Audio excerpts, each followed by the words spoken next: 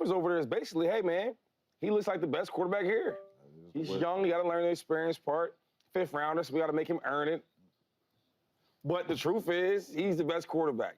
And this is not just words from coaches or scouts over there. This is from some players, and I mean key players that actually going to play this year and put some real production up. I got a couple of young bulls out there. I talked to Denzel Ward. I done talked to some people. He looked different. There's a difference when that young bull is out there spinning that ball. You hear me? Mm-hmm. Difference. I'm talking about football. I ain't talking about no media and all that hoopla and all them, on Twitter, they putting up the numbers. Some he with 10 for 12 for 2 touchdowns. I'm talking about when he's at the helm, he looks different. Whether he's going with the first team, second team, or third team. It don't matter.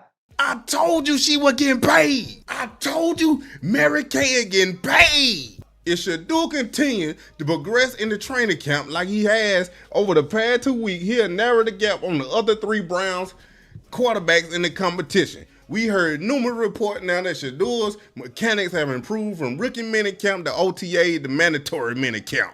MKC said Shedeur was strong from the snap until the end of the play, making good reads, releasing the ball quickly, and delivering it with his trademark accuracy. The main area where the rookie needs to continue developing is his pre-snap process, calling plays in the huddle, signaling motion, sliding offensive line protection, and changing plays. Listen to this, and that makes complete sense.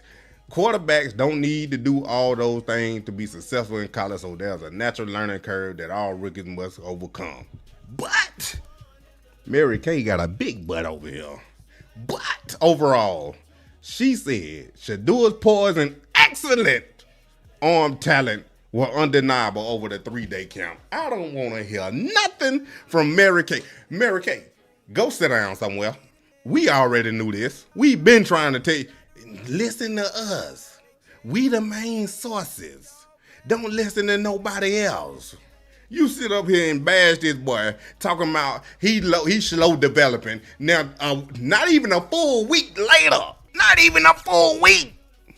Mary Kay come out talking about excellent arm talent and poise, undeniable. Get out of here! It was last week you were telling me. Hell, it might be earlier this week. You were telling us that this boy was he was developing slowly at a different pace than Kenny and Gabriel. Get out of here. I told y'all not even a week ago, maybe Monday or Tuesday, and said he was developing slow. Now he got a poise and excellent arm talent were undeniable. They paying you to pump up Kenny and Dylan because they trying to trade one of them. We already know they ain't draft Dylan to be the starter. They only put him in the competition because they draft Shedeur.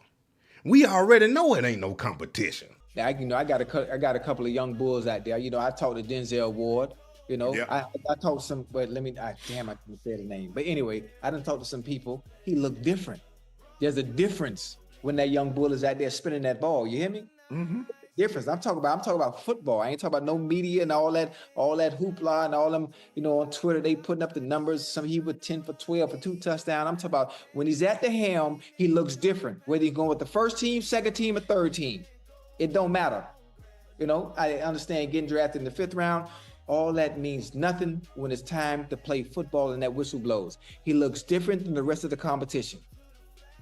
That's what I heard. And I'm talking from a not Brother Ward. I'm just talking about from sources that's in that room, that's on that field, that's playing the sport. Shedeur been getting 13 reps. They probably could be giving him 13 reps when ain't no media there because they don't want him to outshine Gabriel and Kenny Pickett. Then I thought about it. I'm like, somebody else said, I can't remember what video it was on, but somebody else said it. They said they giving Dylan Gabriel and Kenny Pickett every chance to get it right before they let one of them go. I said they didn't know the plays. I told y'all, I said they got Kenny Pickett and Dylan Gabriel running with the first team because they don't know the plays. They don't know the plays. Why would they be running with the first team, getting all these reps? 83. Dylan Gabriel got 83. Why they getting all them reps? 63. But we already know Joe Flacco about to be the starter, 18 to 35. So why Shedeur getting so less? Then I thought about it again. Then how my brain worked. Listen to me now. Listen real close. Turn that volume up. Hit that like button. When the receiver coach said, when he did his little press conference, he said, I mean, this is the most reps that I can remember getting in spring practice, and it's because we've organized practice to have 2 spots and just to really get a lot of reps. So not only does that have a lot of quarterbacks that are competing for the job, but it helps the receivers to go out there and we can have 2 fields going at once and maximize reps. It's been great. We getting a lot of reps. So I said, oh, Shedeur over there by himself, he maximizing the reps. Because they splitting them over there with Gabriel and Pickett.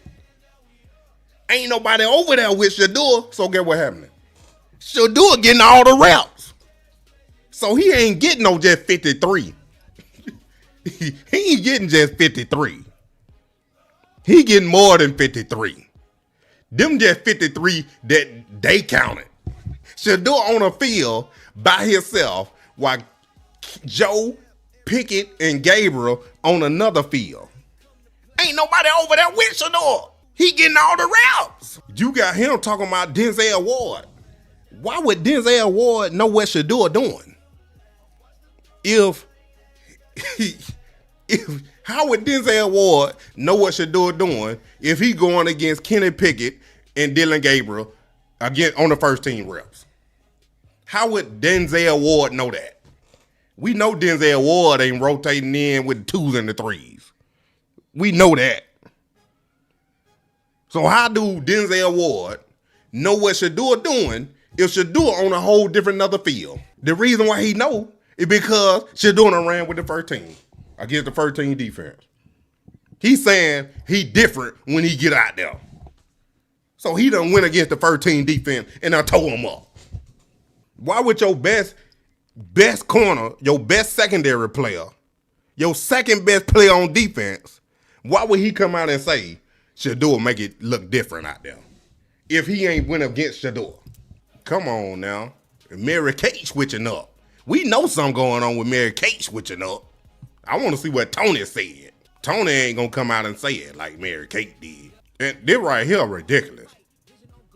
Whatever you see and whatever you hear is about the young fella getting better. If he steps into this preseason and he plays well and he looks like he's been looking out here at practice and he looks like the Shedeur Sanders from Colorado, you have to start this young boy week 1. Oh, wow. It is going to be so much pressure put on this organization. It has been years and years and years since the Cleveland Browns has had a consistent, good quarterback.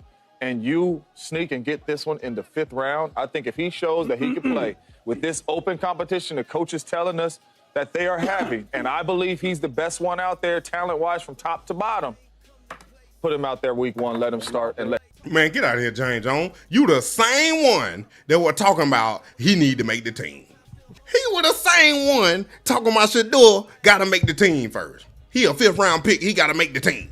That's why I said on this show, I only listening to LaShawn McCoy. He the only one I want to listen to off of this show. Everybody else irrelevant. Y'all don't know what y'all talking about. Now you want to switch up.